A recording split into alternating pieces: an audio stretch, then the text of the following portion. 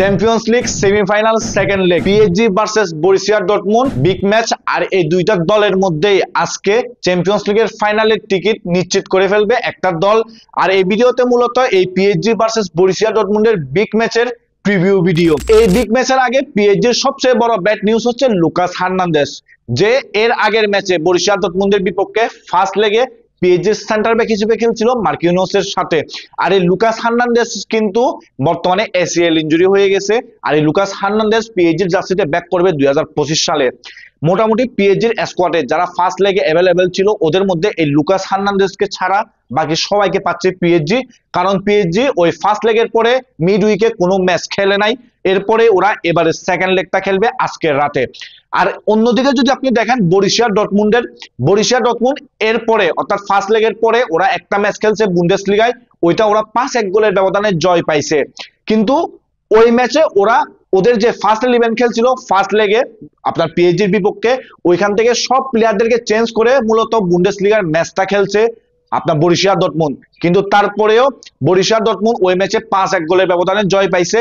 তো আমার মতে বরুসিয়া ডর্টমুন্ড আজকে প্রায় ফার্স্ট লেগে যে প্লেয়ার গুলাকে দিয়ে স্টার্ট করছিল ওই প্লেয়ার গুলাই স্টার্ট করবে।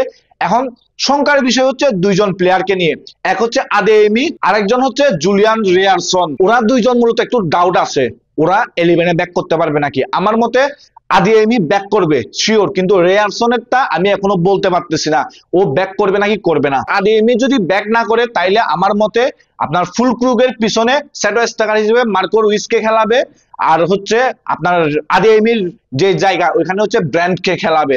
কারণ ব্র্যান্ড কিন্তু এর আগেও আপনার লেফট উইং পজিশনে খেলছিল একবার দুইবার। আমার মতে ব্র্যান্ডকে লেফট উইং পজিশনে খেলাবে যদি আদেমি না থাকে, আর ব্র্যান্ডের পজিশনে ওইখানে মার্কো রুইসকে খেলানো হবে অর্থাৎ সেটো স্ট্রাইকার হিসেবে। আর যদি অন্যদিকে বলি তাইলে হচ্ছে এই বরুসিয়া ডর্টমুন্ডের যে রাইট ব্যাক আপনার হচ্ছে রিয়ারসন, ও ডাউটফুল এখনো ও আসতে পারবে নাকি পারবে না ওইটা নিয়ে। তো ও যদি না খেলে তাহলে আমার মনে হয় ওখানে উল্প খেলবে, এটা শিওর একেবারে। উল্পো বুন্ডেসলিগায় বরুসিয়া ডর্টমুন্ডের হয়ে এর আগের ম্যাচটা খেলছে, আর এর আগে ফার্স্ট লেগে ওইখানে যখন হচ্ছে রিয়ারসন ইনজুরি হয়ে গেছিল তখন উল্পই খেলছিল ওর জায়গায়। তো আমার মতে এই উল্প খেলবে, রিয়ারসন যদি না খেলে, তার আদেমি যদি না খেলে ওইখানে হচ্ছে ব্র্যান্ড খেলবে, আর ব্র্যান্ডের জায়গায় সেটো স্ট্রাইকার হিসেবে মার্কো রুইসকে খেলাবে। আবার অন্যদিকে যদি আপনি দেখেন লুকাস হার্নান্দেজ যে হচ্ছে এসিএল ইনজুরির কারণে বাইরে হয়ে গেছে পিএসজির স্কোয়াড থেকে, ওই লুকাস হার্নান্দেজ যে সেন্টার ব্যাক পজিশনে খেলছিল ফার্স্ট লেগে ওইখানে আমার মতে লুকাস বেরালদোকে খেলানো হবে। যদিও বা লুকাস বেরালদোর পারফরমেন্স এতটা ভালো না সেন্টার ব্যাক পেয়ার হিসেবে মার্কিনোসের পাশে, কিন্তু তারপরেও ও বাদে কিন্তু আরো ভালো অপশন নাই আর পিএসজির কাছে। ওই কারণে আমার মনে হয় মার্কিনোসের সাথে লুকাস বেরালদোকে খেলানো হবে পিএসজির সেন্টার ব্যাক পজিশনে। আর এখন যদি একটু টেকনিক্যাল কথা বলি তাহলে আমার মনে হয় এই ম্যাচে অনেকগুলা টেকনিক্যাল ব্যাটল দেখতে পাবো আমরা। একদিকে থাকবে লুইস এনরিকে, আরেকদিকে থাকবে এডিন টেরজিক। তো এই লুইস এনরিকে ভার্সেস এডিন টেরজিকের যে ব্যাটলটা, ওই ব্যাটলটা আজকে আমার মনে হয় অনেক বেশি ইন্টারেস্টিং হতে যাচ্ছে এই পিএসজি ভার্সেস ডর্টমুন্ডের ম্যাচটাতে। আমার মতে বরুসিয়া ডর্টমুন্ড ফার্স্ট লেগে পিএসজির বিপক্ষে ভালো রকমের একটা আপনার ডিফেন্সিভ ওয়ার্ক রেট দেখাইছে। আর ওইখানে যদিও আপনি বলতে পারেন যে পিএসজির 2-3টা শট বারে লেগে গেছে, কিন্তু তারপরেও আমার কাছে মনে হয় ডিফেন্সিভ সলিডিটি দেখাইছে ওইখানে বরুসিয়া ডর্টমুন্ড। আমার মতে ওই কারণে আপনার এডিন টেরজিক ওইটাই কন্টিনিউ করবে। আর অন্যদিকে যদি আপনি পিএসজি কে দেখেন, পিএসজি ওইখানে হেরে আসছে ফার্স্ট লেগে বরুসিয়া ডর্টমুন্ডের হোমে অর্থাৎ ইদুনা সিগন্যাল পার্কে। তো এখন পার্ক ডে প্রিন্সেসে ওদের কামব্যাক করা প্রয়োজন। ওই কারণে আমার মনে হয় ও মানে লুইস এনরিকে এটাকে কিছুটা চেঞ্জ নিয়ে আসবে। যেমন আপনি বলতে পারেন গত লেগে অর্থাৎ ফার্স্ট লেগে এমবাপ্পে সেন্টার ফরওয়ার্ড হিসেবে খেলছিল, আমার মনে হয় এবারে এমবাপ্পে আপনার লেফট উইং বরাবর শিফট হবে, আর সেন্টার ফরওয়ার্ডে ওইখানে হচ্ছে প্রোফাইল নাম্বার 9 কে খেলানো হবে অর্থাৎ কুলুমুয়ানি বা গঞ্জালো রামোসকে খেলানো হবে।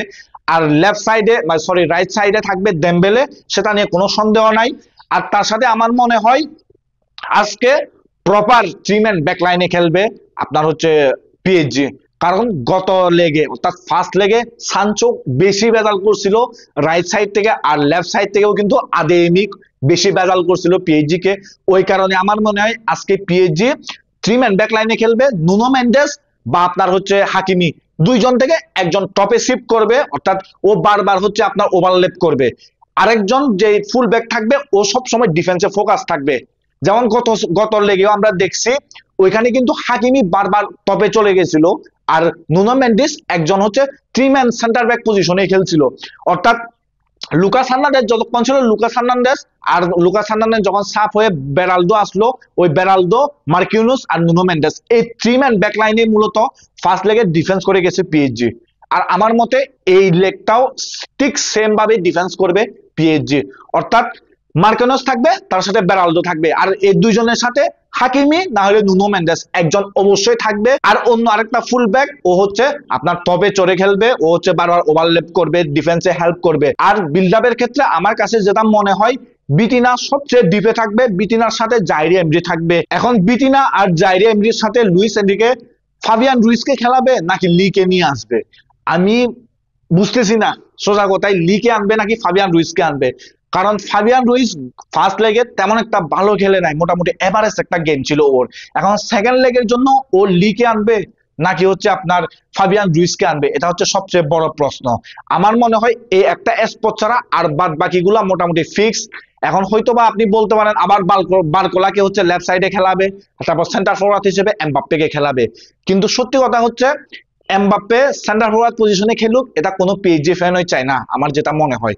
কারণ এমবাপ্পে যখন সেন্টার ফরওয়ার্ড পজিশনে খেলছে, এমবাপ্পে থেকে 100% পারফরমেন্স পিএসজি পায় নাই। তো ওই কারণে আমার মনে হয় যেহেতু হয়তোবা হইতে পারে পিএসজির হয়ে শেষ ম্যাচ চ্যাম্পিয়ন্স লিগে বা আপনার এমবাপ্পের, যেহেতু হচ্ছে আগামী সিজনে তো প্রায় শিওর ও রিয়াল মাদ্রিদে চলে যাচ্ছে, আর এই সিজনে যদি এই ম্যাচটা হেরে যায় তাহলে তো আর ফাইনালে যাওয়ার কোনো সুযোগ নাই আর পিএসজির।